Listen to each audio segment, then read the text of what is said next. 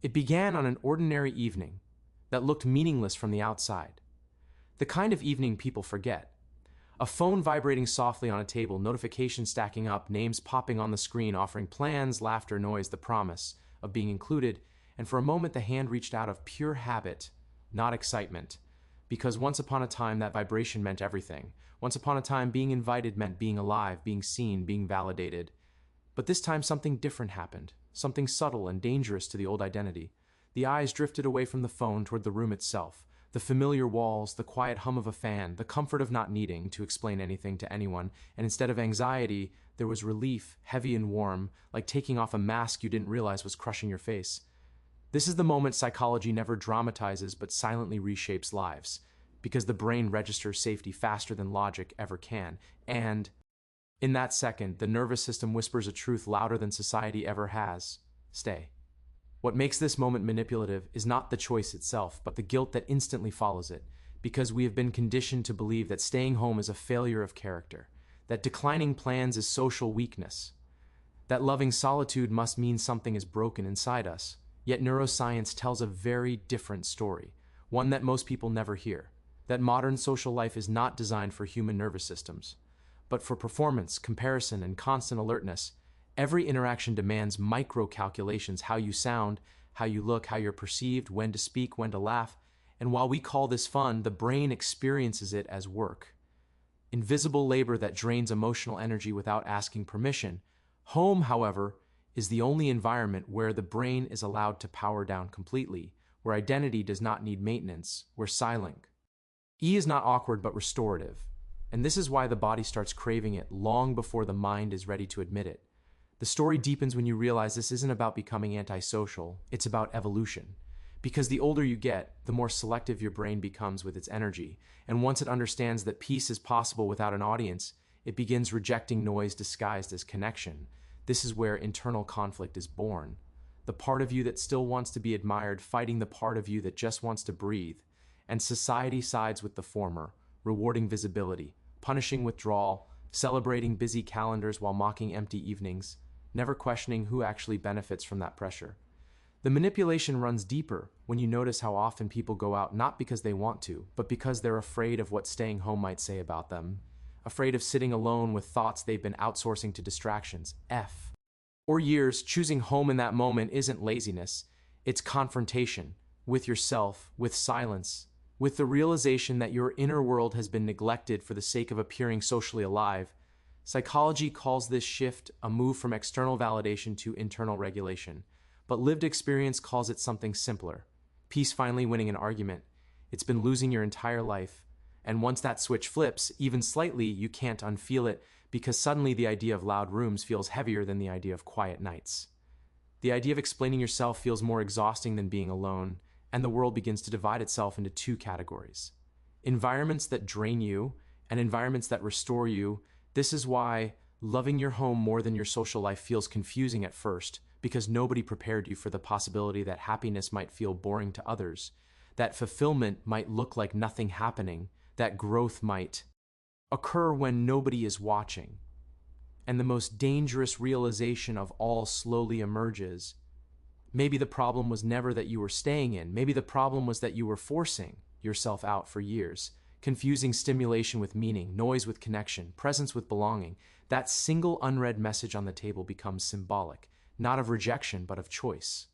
And once the brain tastes that choice, it starts asking questions it will never stop asking. Questions about who you really are when nobody needs anything from you, and whether the life you were chasing ever truly belonged to you in the first place.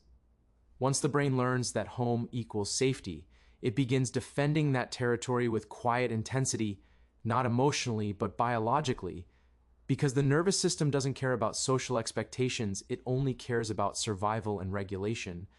Psychology explains that every time you step into a social environment, your brain activates an ancient monet Oring system designed to scan for threat, not danger in the obvious sense, but social threat, judgment, rejection, hierarchy, comparison. And this system never fully shuts off in public spaces, which is why even enjoyable gatherings leave you feeling drained without knowing why. You might laugh, engage, even feel connected for moments, yet beneath the surface your body is working overtime, processing expressions, tones, shifts in energy, micro rejections that don't register consciously but still land in the nervous system. Home shuts all of this down at once, not because it's empty, but because it's predictable. And predictability is the brain's definition of safety. This is why your shoulders drop the moment you close the door behind you, why your breathing changes, why your thoughts slow, your nervous system finally stops defending you. What makes this unsettling to others is that once you recognize this contrast, you can't unknow it, and social life begins to feel less like joy and more like labor you've been pretending not to notice. Society doesn't like this realization because entire identities are built on being seen, attended, liked, and mirrored. And when someone chooses home without shame, it exposes how much of social culture is fueled by insecurity rather than genuine connection.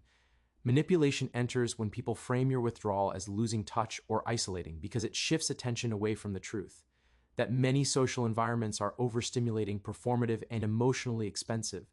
Psychology calls this chronic social hypervigilance, a state where the brain never fully relaxes, and over time, the mind seeks refuge wherever that vigilance disappears. This is why you start craving dim lights, quiet rooms, routines, familiar objects. Not because you are shrinking, but because your system is recovering. And here's the part no one says out loud. People who criticize your preference for staying in often feel threatened by it. Becca. Use your comfort with solitude challenges the unspoken rule that happiness must be public to be real. Your stillness disrupts their need for constant reflection.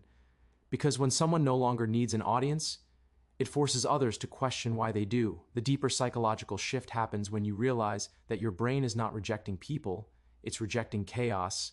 And once you stop confusing stimulation with fulfillment, you begin protecting your energy with the same seriousness you once protected your image. This is when invitations start feeling optional instead of mandatory, when silence stops feeling awkward and starts feeling intelligent, and when your nervous system becomes the authority instead of cultural pressure. Loving your home more doesn't make you antisocial, it makes you self-regulated.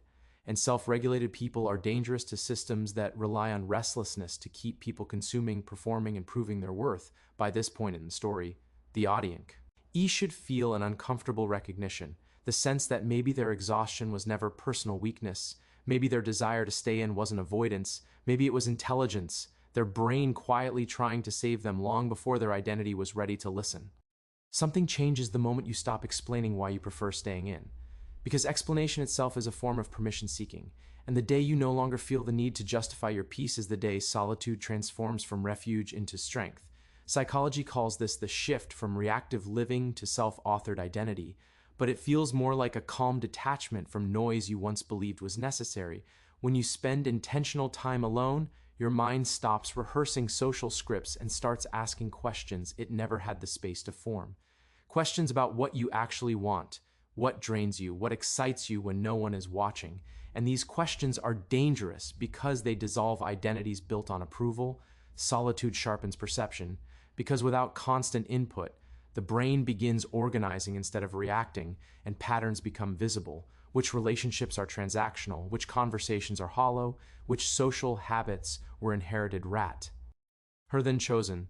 This is why many people fear being alone, not because of loneliness, but because clarity is unforgiving. And once you see clearly, you can't unsee. Manipulation lies in how culture paints solitude as a phase instead of a skill, something you endure rather than something you master. When in reality, the ability to sit with yourself without distraction is one of the rarest forms of emotional competence. People who develop this skill gain something subtle but irreversible: internal authority. The ability to generate meaning instead of borrowing it, to regulate emotions instead of outsourcing them to stimulation. Neuroscience supports this shift, showing that deep focus, self-reflection, and long-term planning activate most strongly in low-stimulation environments, which is why people who protect their alone time often appear more grounded, decisive, and unshaken by social currents. This is the part of the transformation that unsettles others. Because once you stop needing constant interaction to feel real, you become immune to many forms of manipulation. Peer pressure weakens, comparison loses its grip. Trends stop feeling urgent, your silence becomes deliberate instead of awkward, your absence intentional instead of accidental. Loving your home more than social life stops being about comfort and starts being about sovereignty, because you've created an environment where your thoughts can complete themselves without interruption. And in that space, ambition changes shape. It becomes quieter, slower, but sharper, guided by values instead of applause. The power here is invisible, which is why it's underestimated, but it compounds daily because while others burn energy maintaining visibility, you invest energy into coherence. By now, the audience should feel a subtle shift in self-perception, the realization that choosing solitude isn't retreating from life, it's stepping into it on your own terms, and that the quiet they've been craving may not be weakness at all, but the early stage of an unshakable inner foundation.